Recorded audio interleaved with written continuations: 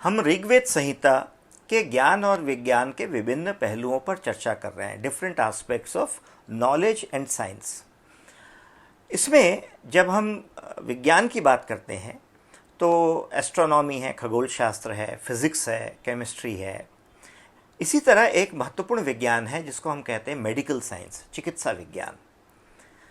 हम जानते हैं कि ऋग्वेद में विभिन्न देवताओं की स्तुति की गई है और इन्हीं देवताओं के माध्यम से बहुत से ज्ञान और विज्ञान के पहलू हमारे सामने प्रस्तुत किए गए हैं।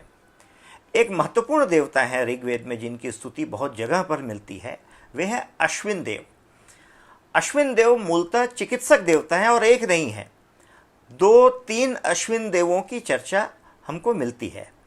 और जब हम चिकित्सा, रोग, उनके उपचार और दवाइयों की बात करते हैं तो केवल ये दवाइयों से या प्राकृतिक माध्यमों से उपचार की बात नहीं है, यहाँ तक कि सर्जरी के बारे में भी हमको जानकारी ऋग्वेद से मिलती है। अश्विन देव एकमात्र ऐसे देवता नहीं थे जो रोगों का इलाज करते थे।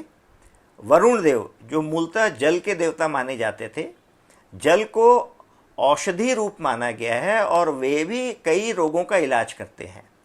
रुद्रदेव, जो महादेव भगवान शंकर हैं, उन्हीं के पूर्व रूप माने जाते हैं, वे भी कई रोगों का इलाज करते हैं। सूर्यदेव रोगों का इलाज करते हैं। लेकिन मुख्य रूप से अश्विन देव का नाम चिकित्सा और उपचार के संबंध में आता है।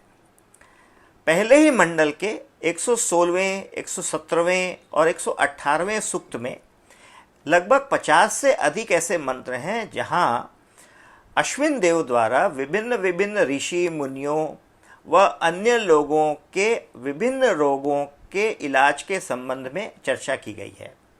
जैसे हम जानते हैं कि एक बहुत महत्वपूर्ण विटामिन सी का एक स्रोत मानते हैं आंवला, और उससे बनता है च्यवनप्राश।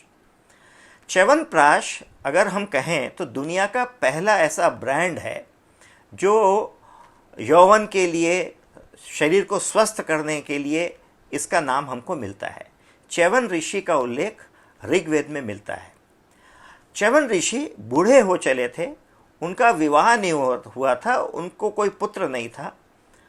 तो 116वें सूक्त के 10वें मंत्र में इस बात का उल्लेख है कि अश्विन देव च्यवन ऋषि की इच्छानुसार उनकी आयु को बढ़ाते हैं, उनको फिर से यौवन यानी जवानी प्रदान करते हैं।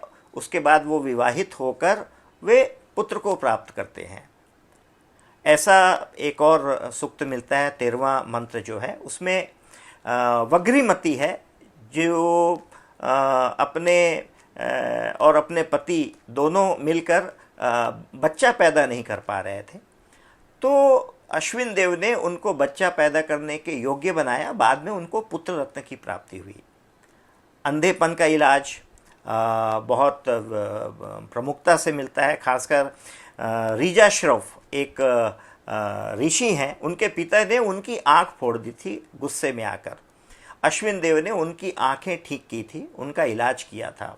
इसी प्रकार विश्पला एक ऋषि की पत्नी है, किसी कारण से उनका पैर कट गया था, उनका जंघा से पैर कट गया था।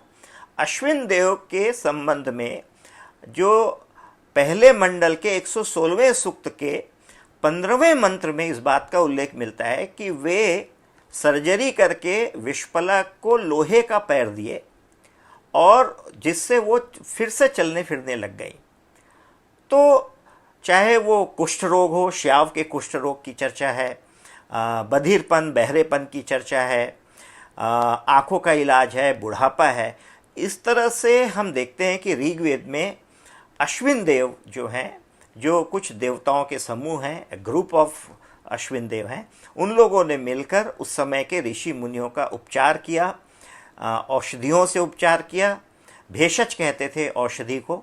तो दवाइयों का भी उल्लेख अश्विन देव के संबंध में हमें मिलता है।